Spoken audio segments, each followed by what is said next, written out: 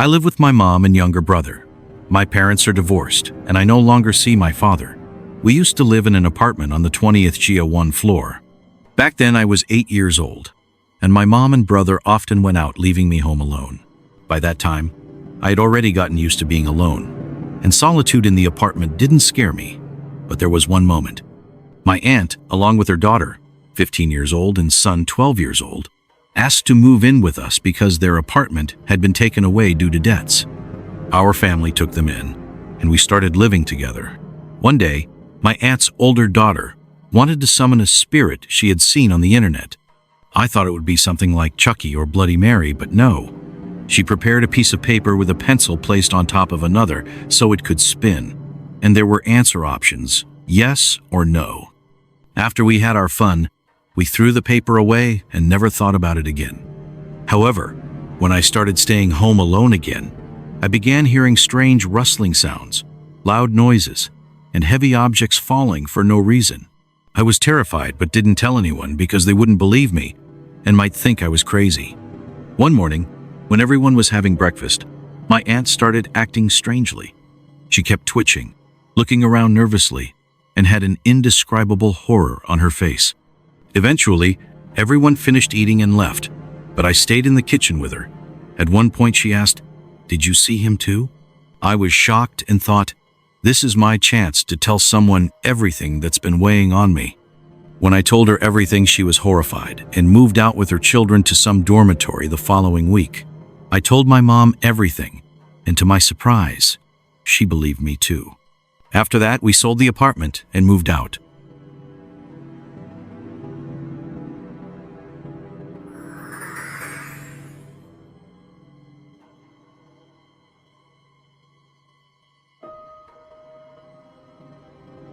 It happened last summer. I had a dream that I got into a car accident with my best friend. The next day, he had a little to drink and got behind the wheel, inviting me to join him. I decided to listen to my dream but still got in the car with him. Everything happened exactly as in my dream. We crashed in the same exact place. The next night, I dreamed that I was shot with a gun. In the morning, I got a call inviting me to go shooting cans in the forest. Of course, I refused. It's so creepy to remember this.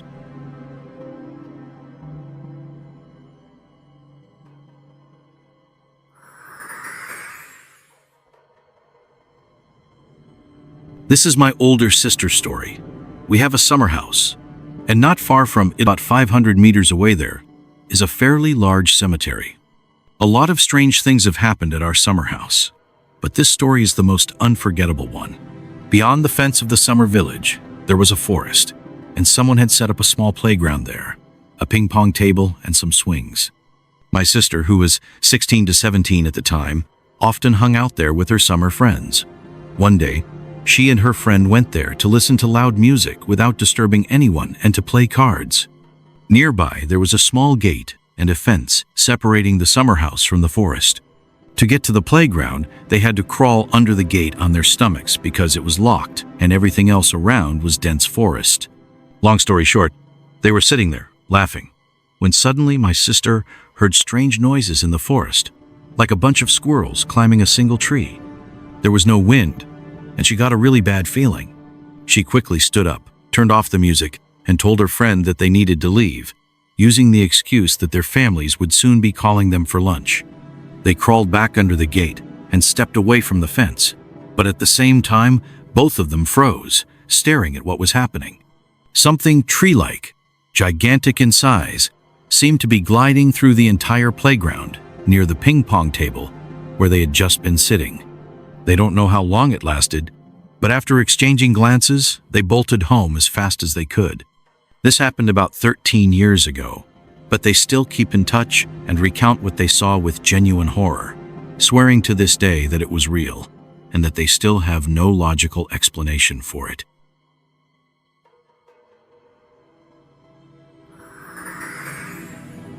About 4 years ago, when I was 16, an incident happened that made me check if my door was locked multiple times every night. That day, I invited a friend over for a sleepover. At the time, I lived with my parents, but they had gone to spend the night at their friend's house, so there were only 3 of us at home. Me, my older brother, who was 17 at the time, and my friend. My brother hung out with us for a while, but then he went to bed since he had to wake up early. My friend and I stayed in my room, watching YouTube and talking. Around 2 a.m., my friend started getting sleepy and quickly passed out. I wasn't tired, so I kept watching videos.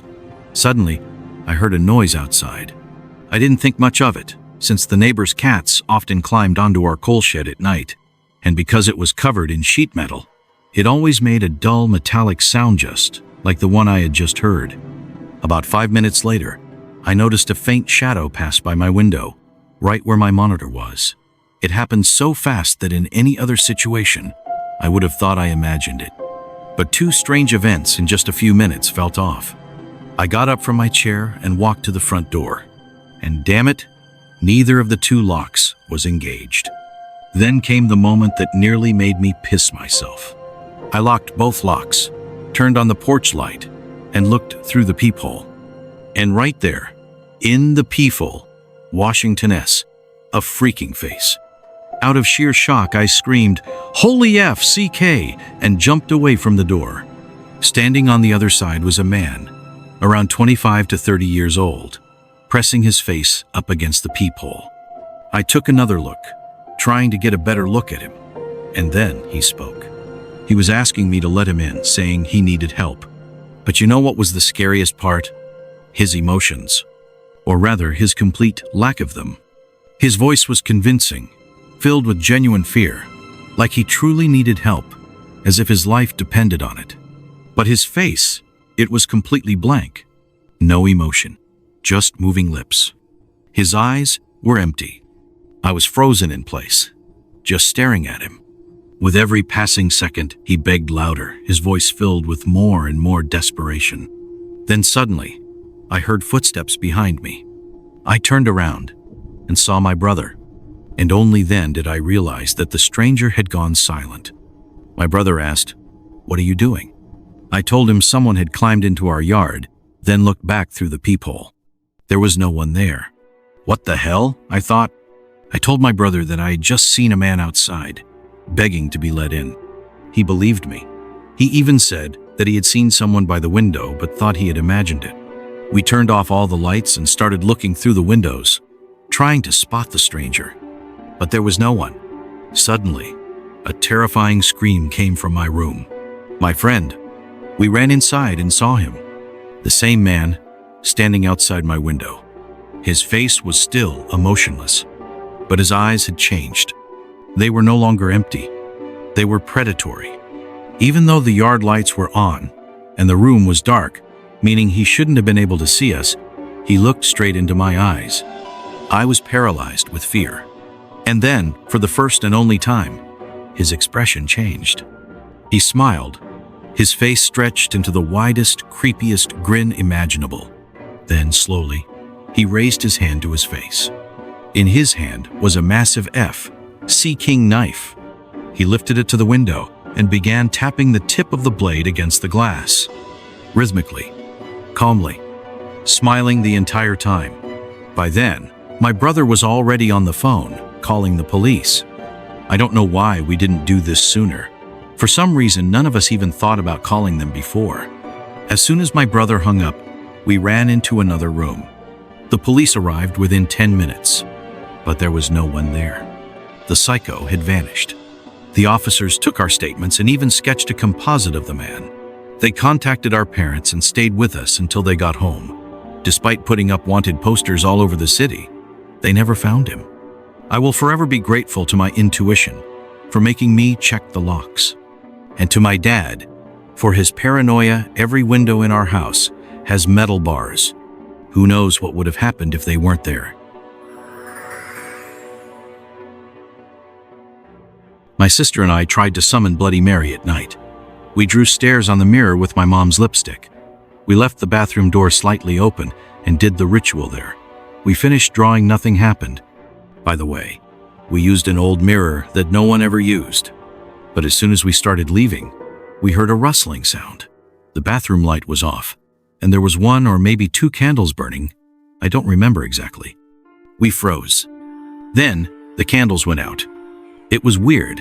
but I decided to scare my sister and flushed the toilet. And right at that moment, the shower curtain suddenly fell down. We ran out of the bathroom and slammed the door shut. Later, my sister's mom and my mom came in. She's my cousin, by the way. They went into the bathroom and wiped the stairs off the mirror. Long story short, we didn't try summoning anyone for a very long time after that.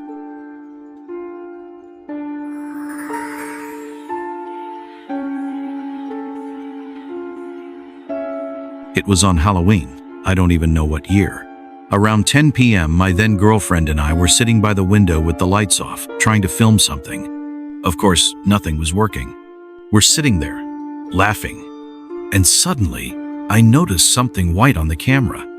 I swore like a sailor and went to check the recording. And, damn it, there was half a body of a semi-transparent horse. It was standing on top and started moving its legs. Well, I think everyone gets how exactly. But right after that, it disappeared. We saw it for only a few seconds.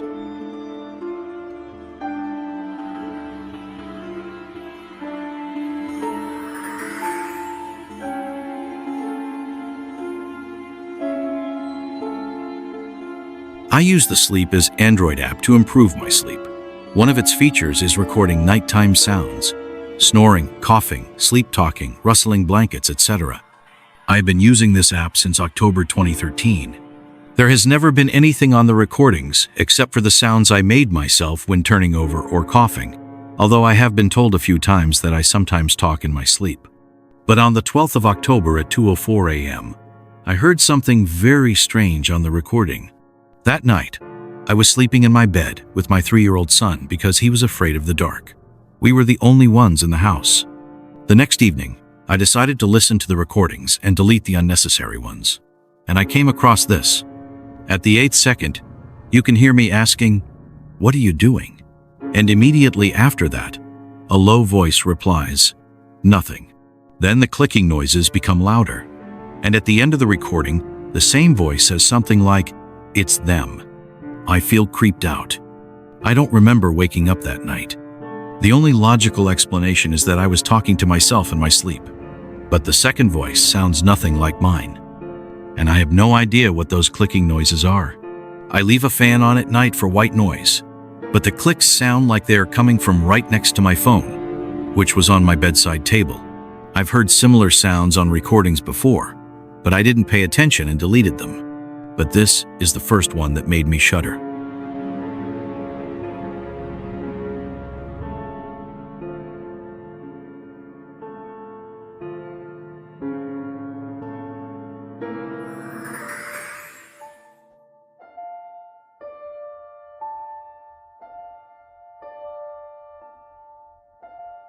A long time ago, I was driving alone from one state to another for a family gathering.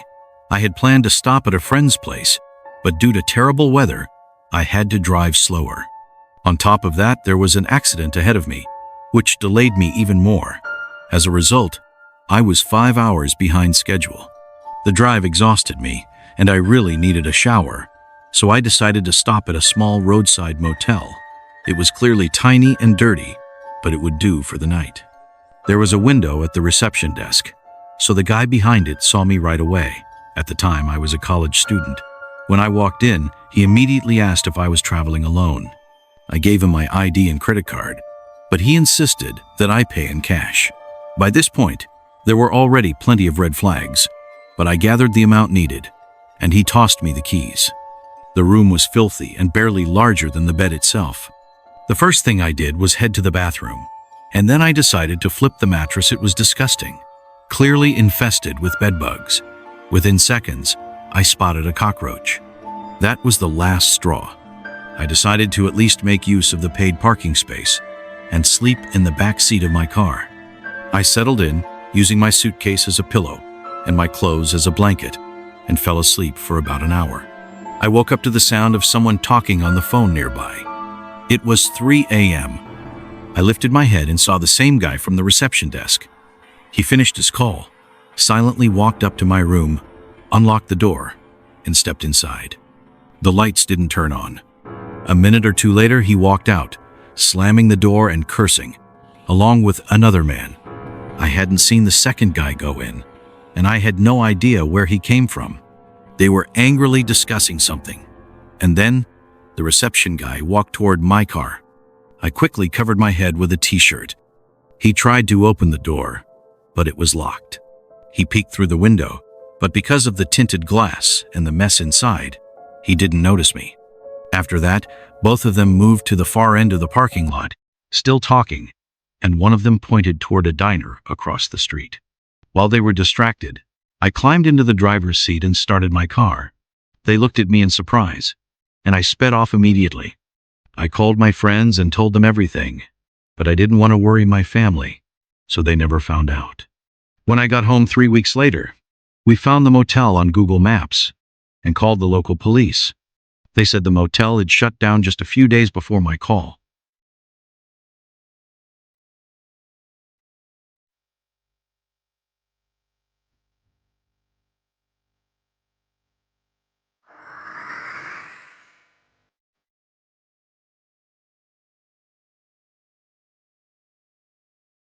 This happened today. Just to clarify, I have no issues with my head, no drugs, no alcohol. I woke up around 2 p.m. after a night shift at the bar, got ready by 6 p.m., and went out to the store. As soon as I stepped out of my building, I smelled something burning and saw a not too dense smoke covering the area. As I walked closer to the road, ambulances started passing one after another, their sirens echoing down the street. It was slightly darker than usual for that time of day. After reaching the store and returning home, I decided to tell some friends who live a bit farther from my place, but still in the same neighborhood. However, they said they hadn't seen, smelled, or heard anything. I immediately checked today's news and found nothing, no reports of fires or anything similar. I still feel uneasy. I don't know what that was. Maybe it was a dream, or maybe I saw something that is yet to happen, but there's no way I just imagined it.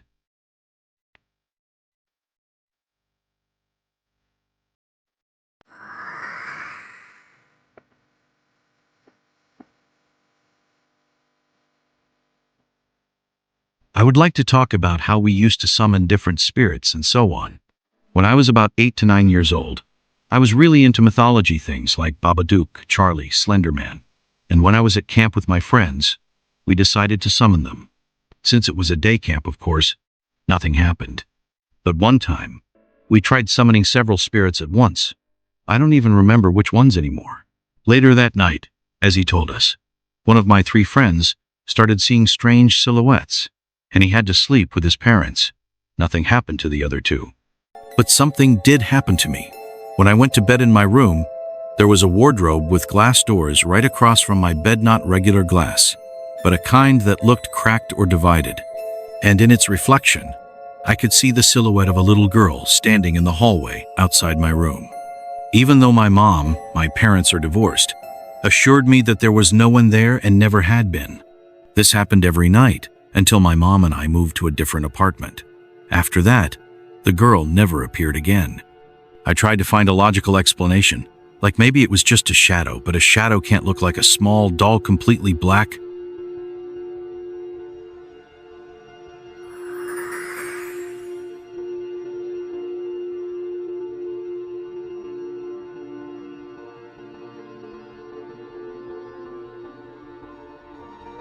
I was 21 years old, had just moved into my first apartment, and was still unpacking.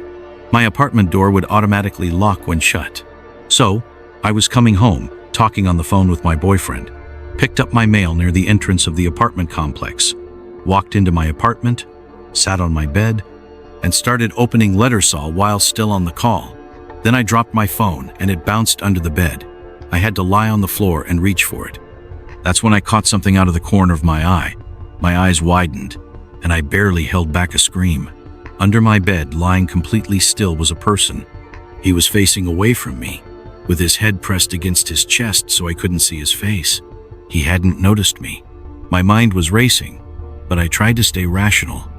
I picked up my phone and said, "Sorry, I dropped my phone. I'm going to take a shower and call you back." The entrance to the bathroom was right next to my bed, so I quickly stepped inside, quietly locked the door, turned on the shower, climbed out of the apartment window, I lived on the ground floor, and called the police. They told me to wait near the building but to cross the street and watch for anyone leaving the complex. It was summer, and it was dark outside. I hid behind a car across the road, keeping my eyes locked on my bathroom window and the entrance to the building. My boyfriend arrived almost at the same time as the police. I had called him right after escaping. I handed the cops my keys, and they went inside. A minute later, they came out, escorting a thin, exhausted-looking man. His eyes looked crazed, but he didn't try to run. One of the officers, who stayed with me to calm me down while his colleagues searched my apartment, I was a mess, sobbing and shaking, told me that the man had been standing by the bathroom door, holding one of my kitchen knives, waiting for me to come out. It turned out he had somehow slipped into my apartment while I was picking up my mail and had hidden under my bed. Later, I found out that he was homeless and was placed in a psychiatric hospital. My boyfriend moved in with me the very next day after this incident.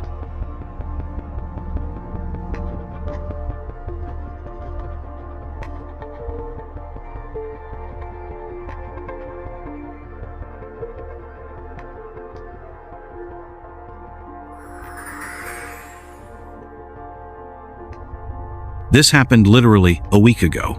My mom and I had moved from our old apartment to a new one about a month ago. The landlord told us that no one had lived there for 2 years. And before that, an elderly couple had lived there. I assume they passed away in this apartment. One night, I wasn't feeling sleepy at all and was just scrolling on my phone. At some point, it felt like the whole apartment came alive. We had moved from a 3-room apartment to a 2-room one. Now I have my own room, and my mom sleeps in the living room. I always sleep with my door closed, and that night, I heard someone knocking on the walls, walking around, and touching things in the kitchen, which is right behind my wall, across from my bed. I could hear footsteps, and there was a strange pressure in the air. For the first time in my life, I was this scared over nothing. Technically, just sounds, just nothing. Everything suddenly stopped when I started asking God to help me. That's how terrified I was. I don't believe in God, and it's usually hard to scare me. Maybe whatever was behind that closed door was truly dangerous. If my body went into such a state of panic, my bed was literally shaking from how hard my heart was pounding.